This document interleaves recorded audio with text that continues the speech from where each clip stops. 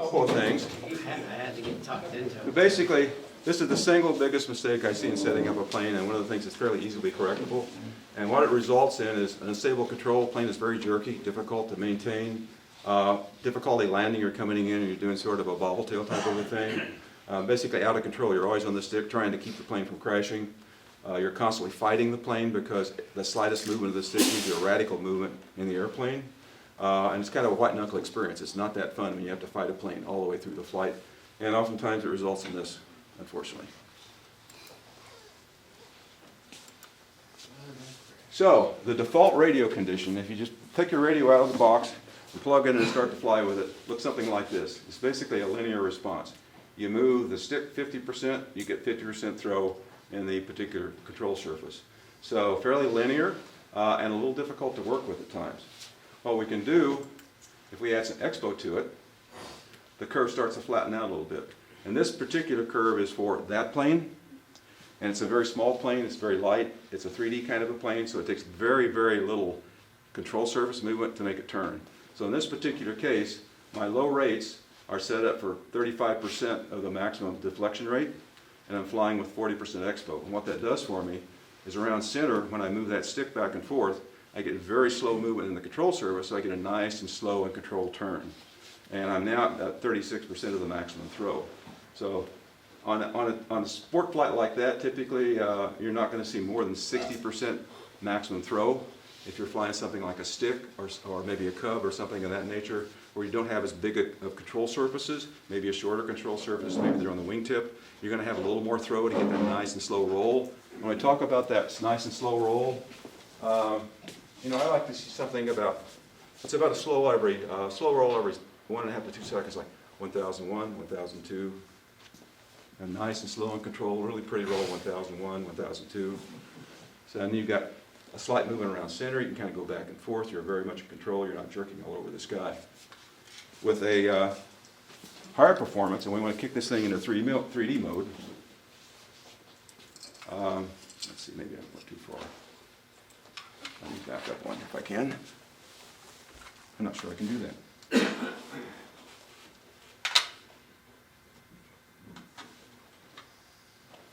Yeah, it's all on this curve, but we can take a look at it here. But what I've got here is, this is the linear curve that comes out of the box. So if I move the stick 50%, I mean halfway, my control surface is going to move 50% of its maximum throw if I'm set at 100. This is the curve that is the 36% curve. And actually this is the sport, so I'm going to about 60% here, with an expo of somewhere between 40 plus or minus %. And this is the curve where I'm going to go to 100%, so I'm going to get maximum deflection, and my expo is going to be about 80%. But you can see at this point right here, at the 50% point, those curves cross. So on my sport rate, when I'm flying around having fun with 60% throw and maybe 40% expo, I got a feel around the center stick. I move it a little bit, I know how fast the plane's going to turn. In my high rates, if I'm getting ready to do some 3D stuff, I move the stick that same amount around center, the plane moves the same amount. So I have the same feeling. If I cram it to the side, then I get the full deflection. And then I'm really cranking that little baby around. So if I can have a chance to show that on this plane, let me take this.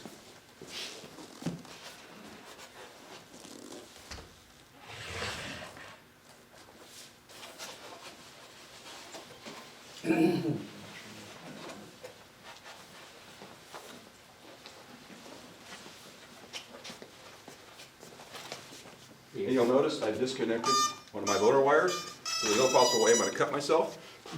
Would you like to help? Yeah. If you can just hold that so they can see the ailerons.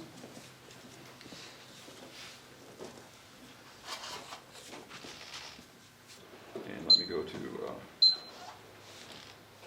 so there I'm at 50%. I'm at 50% of 36, so 36 is my maximum throw, and that's about 50% of that. So in this particular airplane, since it's so light and there's such a big aileron, that makes that nice slow roll, about one roll every second and a half or 2 seconds. If I go to high rates, this is my max deflection on low rates. That gives me a very nice controllable airplane.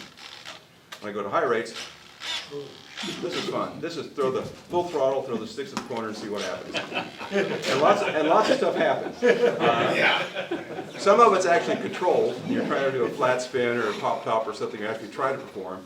But a lot of the times you just crank the throttle and play with the sticks and let it fly all around. It's just a lot of fun. But now if you take a look at this point, if I go to my 50% point, I'm in low rates, and I go to my high rates, very little movement. So it doesn't really matter if I'm high rates or low rates. I can fly this thing around center, move the stick around quite a bit, and be in control in the airplane. But if I'm at high rates and I want to really kick it around, I can just go to the corners and here I go. I don't see how much you're moving the stick. How much expo you got in there? That one is, that one's 80% expo on high rates, and that one's 40% expo on low rates. But it's moving about the same distance. So that expo curve allows you to have the two curves that I mentioned cross at the same point of deflection, but after that point in time, they have a very different radical curve. But at that 50% point, the airplane's exactly the same. Now let's take a look. Here's my control point at 50%. Here's my linear curve. Same stick movement. So you can see, well, out of the box, if you just plug it in with the no expo or no control, you've got a highly erratic airplane. And when I pop in the low rates, I've got an airplane that's very docile. And I pop in the high rates, same thing around center. But if I want to go crazy around high rates, but this on linear rates, out of the box, makes this plane almost impossible to fly. Just almost impossible to fly. So that's the first thing I encourage people to do is to, too much throw, not enough expo. And as far as a sport plane, I would start out with about 50 to 60% throw on like a stick or a cub or something like that, and put in about 40% expo, and you're probably going to have that nice control. If you want to go to high rates, go to 100% on high rates, and kick that up to like 70 or 80% expo, maybe even more. In this particular plane, since it's such a big control surface, you know, my low rate is 35% maximum. It doesn't need much at all to make it spin or turn. Any questions on that? Does that make sense? Your linear is how much your ailerons will move? Linear is, yeah. This is 100% of my aileron movement. That is, let me get my control here. My ailerons will move that much. Great. On linear, around center, I move it a little bit. I'm moving around this curve. When I get to my 50% point, in throwing the physical position of the stick, my aileron is deflected 50% of its maximum throw. Okay. When I'm on low rates, and I get to this 50% of my stick movement, my aileron is about, what did I say, 20 to 25% of the maximum. It's like a quarter of the maximum throw.